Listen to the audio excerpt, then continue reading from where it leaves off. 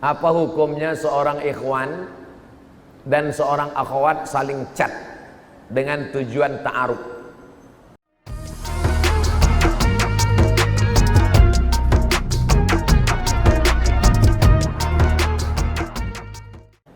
Salam dari komunitas GCM Karimun. Semoga Ustaz selalu dalam lindungan Allah. Amin.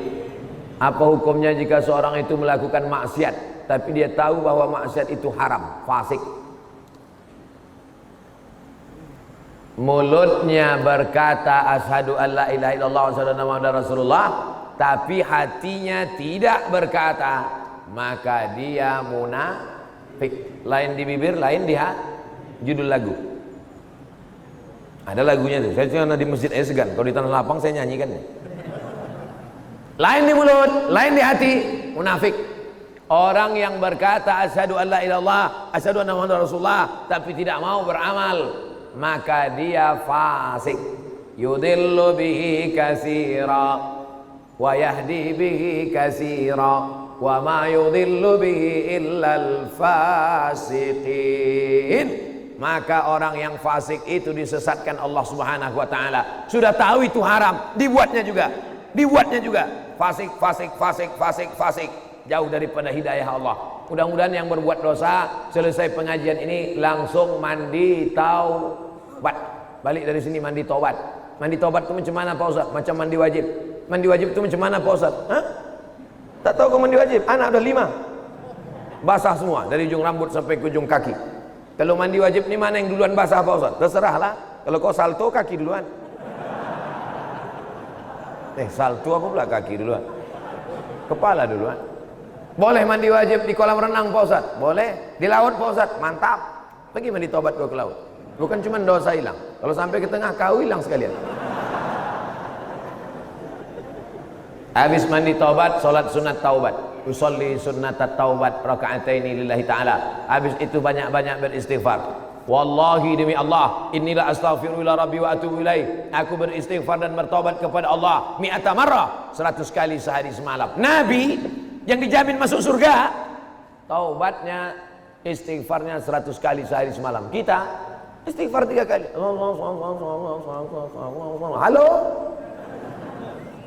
La ilaha illallah Muhammad Rasulullah. Ustaz Abdul Somad, saya nama tak boleh sebut, menjaga kode etik jurnalistik. Mohon bantuan Ustaz untuk menyampaikan sedikit tentang zakat profesi. Jangankan sedikit, banyak pun jadi.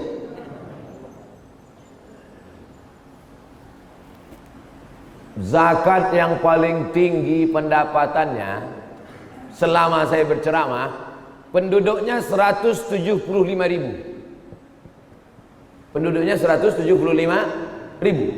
Zakatnya 18 miliar. Banyak apa sedikit? 18 miliar tuh kalau kita belikan cincau. Oh, gembong kita. Berenang kita. Rakyatnya cuma 175.000. Tapi zakatnya 18 miliar. Namanya Kabupaten Baru, Sulawesi Selatan. Sulawesi Selatan. Sukunya Bugis, mayoritas Bugis, orang-orang kaya Bugis. 18 miliar zakat. Saya tanya Tuan Guru bagaimana bisa masyarakat ini disadarkan 18 miliar? Ada teladan. Jangan kita menyuruh orang bayar zakat tapi kita tak berzakat. Oh, yang paling pertama teladan ternyata. Setelah itu rakyat ini disadarkan, bayar zakat, tolong fakir miskin, anak yatim, keluarkan zakat. Gaji 2,5%. Profesor Dr. Muhammad Farid Wajdi dari Al-Azhar Mesir dari tahun 1971 sampai 1985. Pulang dari Al-Azhar, ketua Basnas. Nah ini. Yang paling banyak zakat ini dari PNS, dari guru, dari pegawai. Habis itu baru petani, nelayan, bisnismen membayar zakat. 85 gram emas. 85 gram emas kalau sekarang 42.500.000 dibagi 12. Kalau begitu 1 bulan 3,6. Siapa saja yang berpendapatan 3,6, maka kemudian dipotong 2,5%. Tapi Ustadz, kata Profesor Dr. Farid Wajdi yang alumni Azhar ini, Ustadz Somad, Sehebat apapun kita menyampaikan zakat, kalau tidak ada motivasi dari pejabat, bupati, DPR, omong kosong, ceramah tak laku Pak Ustaz, bebuih mulut kita. Bayarlah zakat, naik ke atas mimbar, bayarlah zakat. Jamaah tidur. Tapi bupati tak perlu dia berteriak, pelan aja, bayar zakat ya. Kalau kami tak mau Pak, siap-siaplah kalian. Dikit aja. Buat matre 6.000. Saya yang bertanda tangan di bawah ini pegawai. Pas cerita zakat tiba-tiba rusak nih. Ada sabotase nampaknya. Saya yang bertanda tangan di bawah ini pegawai kabupaten. Kalau saya tidak membayar zakat, maka saya siap dicampakkan ke pulau yang paling jauh dekat dataran Tiongkok. Tidak ada cara lain menyelamatkan umat ini kecuali dengan aturan. Awalnya keterpaksaan. Apa kata pepatah Melayu? Allah bisa karena biasa. Kalau sudah terbiasa dia bayar zakat, insya Allah kita selamatkan masyarakat ini. Bagaimana kalau kita kerja di Karimun, bayar zakatnya di luar Karimun? Tu'khazu min aghniyaihim wa turaddu ala fuqaraihim. Diambil dari orang kaya di negeri itu, diberikan kepada fakir miskin di negeri itu. Cari makan di Karimun, bayar zakat di kampung. Apa maksudnya ini bro? Pak Ustadz, di kampung saya banyak orang susah, pakai prosentase lah. 75% di Karimun, yang 25% di kampung halaman. Jangan kau bawa semua di kampung, habis itu kau cari makan di sini. Di sini ada fakir miskin. Makanya bayar zakat itu ke Basnas, Badan Amil Zakat Nasional, supaya diatur terus. Waktu saya sosialisasi di Kampar, Kabupaten Kampar Riau, bayarlah zakat ke Basnas. Datang satu bapak-bapak, Pak Ustadz, kalau saya bayar ke Basnas, tetangga saya tak dapat, keluarga saya tak dapat, orang kampung saya tak dapat, maka saya tak mau bayar ke Basnas. Kebetulan orang Basnas ada di situ. Ada ketua Basnas di situ. Pak Basnas, tolong jelaskan. Ditanyanya, ente berapa kasih keluarga zakat? 500.000. Serahkan harta ente ke Basnas, kami kasih 1 juta. Terdiam dia. Makanya kita buat daftar. Saya mau bayar ke Basnas, tapi saya selama ini ada tanggungan, ada tetangga saya, ada keluarga dekat saya. Kalau kalian mau bayarkan ini, maka saya serahkan. Insya Allah bersatu kita lebih besar. Zakat ini sama macam lidi, 1 batang lidi, apa yang bisa dibuat? Tapi kalau 1 sapu lidi yang besar, maka insya Allah jangankan fakir miskin, semuanya akan hilang. Seperti yang pernah dilakukan pada Khalifah Umar bin Abdul Aziz.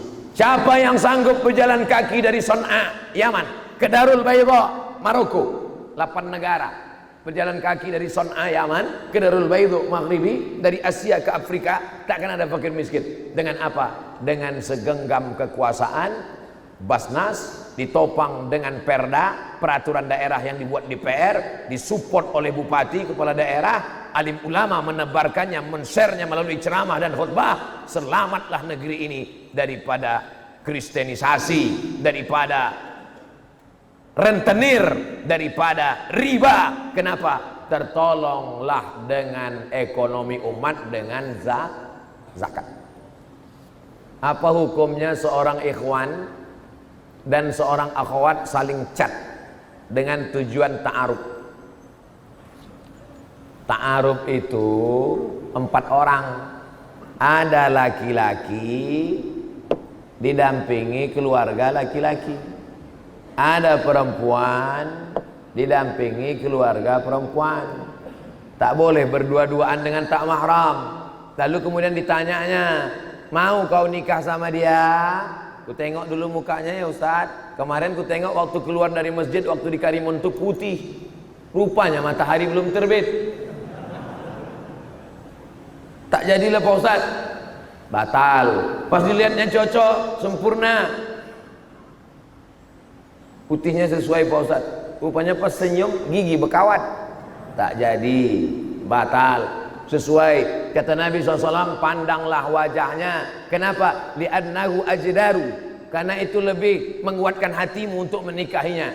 Yang boleh tengok itu dua saja, wajah sama tapak tangan. Apa guna tapak tangan ditengok pada zaman Nabi? Karena dengan tapak tangan itu bisa diketahui apakah dia perempuan merdeka atau budak hamba sahaya.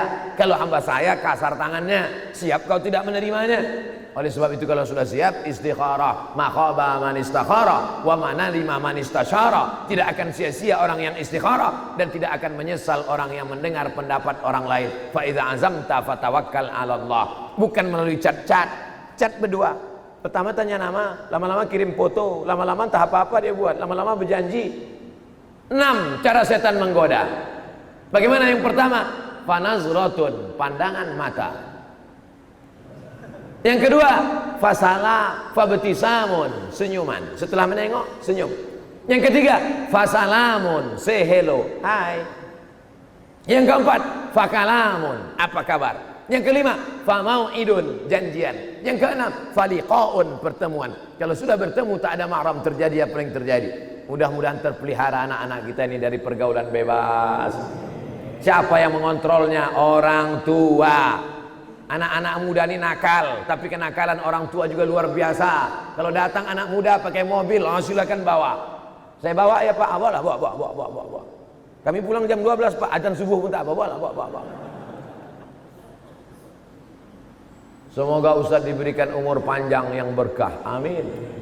Saya mohon izin menyampaikan tausiah Ustadz melalui tulisan terutama masalah zikir. Boleh ya Pak Ustadz? Mantap. Ceramah-ceramah ini kalau bisa anak-anak muda kalian tulis ulang balik. Habis itu kalian share. Buatkan grup WhatsApp. Kumpulan ceramah Ustadz Somad dalam bentuk tulisan. Grup FB. Kumpulan ceramah Al-Mukarram Fulan. Ustadz kami. Kirim semua. Karena banyak orang tak mau mendengar, mau membaca. Banyak orang tak kursus membaca, mau mendengar. Ada orang tak fokus baca, tak fokus dengar, dia mau nengok. Ada orang fokusnya nengok tapi tak mau dengar. Ada orang fokusnya dengar tak mau nengok, MP3. Ada orang tak fokus dengar mau nengok, MP4. Tak mau dengar, tak mau nengok, tulisan. Tulisan tak mau, nengok tak mau, dengar tak mau, campakkan ke laut.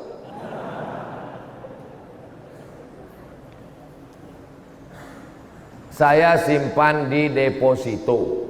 Ada bunganya, sedangkan bunganya tak boleh diambil. Jadi uang yang kita dapatkan itu sebagusnya kemana Pak Ustadz? Pertanyaan ini pernah ditanyakan kepada Syekh Yusuf Al-Qardawi, diterjemahkan dalam buku namanya Fatawa Mu'asirah, fatwa-fatwa kontemporer. Menabung di bank konvensional, karena di kampung dia tak ada bank Riau Kepri Syariah. Terpaksa menabung di bank konvensional, karena kalau diletakkan di bawah bantal hilang. Saya khawatir kalau diletakkan bawah bantal Pak Ustadz. Kau khawatir pencuri? Tidak. Jadi siapa yang kau takut? Bini saya.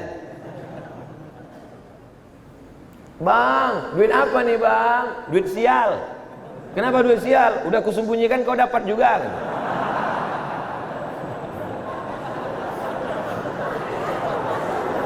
Jadi duit tadi terpaksalah diletakkannya di bank konvensional. Tentu ada bunganya.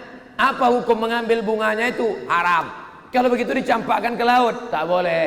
Karena tak boleh membuang duit. Haram juga hukumnya.